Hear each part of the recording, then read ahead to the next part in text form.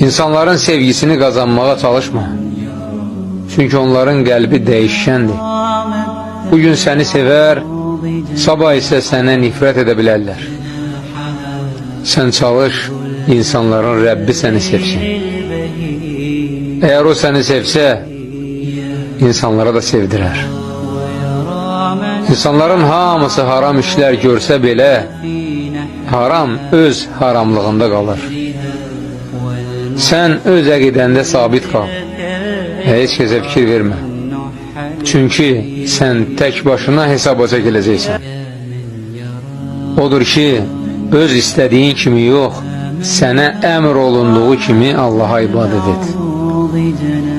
Qəlbində Allah'tan başqa heç kəsin bilməyəcəyi gizli bir yer olsun.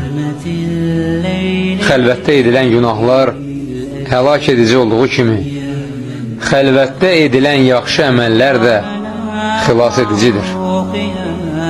Allah ağac altında Muhammed sallallahu aleyhi ve selleme beyət edən müminlərdən razı qalmışdır.